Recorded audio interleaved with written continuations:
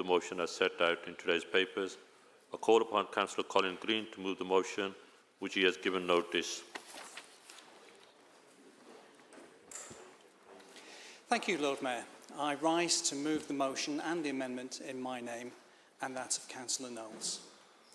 So I'd like to start by quoting Frank Drebin from Police Squad, who said, "No one in this organisation will rest until we find whoever did this." Now, let's grab some lunch.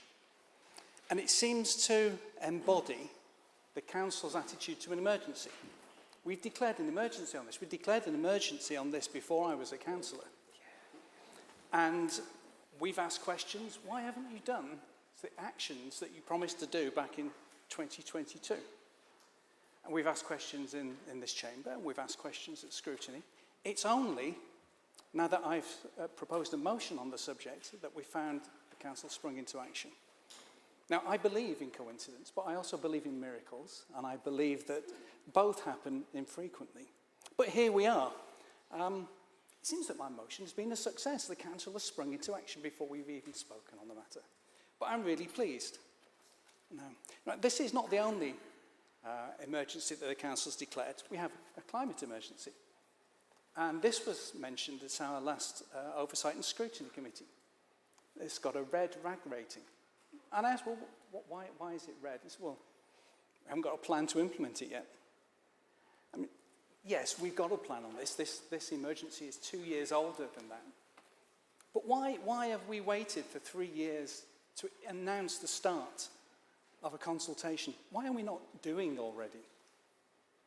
I mean, it's a real problem. Anyone who drives on Birmingham's roads sees excess speed, weaving in and out of traffic like on Grand Theft Auto, and increasingly driving through red traffic lights. And people do it because they see others do it. They see others get away with it. And they see others get away with it because there is no enforcement. And there's no enforcement because the Council has sat on the plan to enforce it for 3 years. Why have we waited so long? I mean, Birmingham has, well, Britain has safe roads. We have, depending on who you ask, the 4th or the 6th safest roads in the world. But Birmingham's roads are below average. They're worse than the Black Country, our nearest neighbours, though curiously not as bad as Warwickshire. At scrutiny, we're told that the Council has done a lot of work improving the design of the roads, areas where the roads were unsafe by the way they were built. And we should take credit for that. You know, we've done a lot of work. What remains is the standard of driving in Birmingham. And people drive badly because they can get away with it. So what I would like this council to do is get on with it. Come on. Other councils have had 3 years of this. We don't need to do a trial. If we do, we only need to do a brief trial. And I'd like to hear from the Cabinet member that the trial is going to go ahead this year, if at all possible. But, given that the motion has been a success, and I'm very pleased with that, I'd still like you to vote for it, just to reiterate our commitment to the emergency that this council has declared. We believe in road safety in this Birmingham. We don't want to see our friends and neighbours injured and killed. So I urge you all to support my motion and get on with doing this trial. Thank you, Lord Mayor. Thank you, Councillor Green. I call upon Councillor Izzy Knowles to second. Thank you, Lord Mayor. I rise to second the motion in my name and that of Councillor Colin Green. Looking through my notes to make this speech, I was reminded that this is the third motion I've seconded on road safety since I was elected just over 3 years ago. A year ago tomorrow, in this very chamber, Councillor Harmer and I brought a motion to set up a task force who will meet monthly until such time that the road safety emergency can be deemed as resolved. And I said then that standing here talking about road safety is a déjà vu moment. We've been here so many times before, and here we are again. So why is this all so important? Why do we as a group feel so strongly we've brought yet another motion to Council here today? Well, first I will acknowledge that some progress has been made. In November 2024, the West Midlands Road Safety Action Plan was implemented, which is a partnership, maybe as close to a task force we're likely to get, between the Combined Authority, Council and Police. The Mayor appointed a Road Safety Commissioner, the very able and passionate campaigner Matt MacDonald, and we have seen an 18% reduction in people killed or seriously injured in the first half of 2025 compared with the same period last year. This is very good news.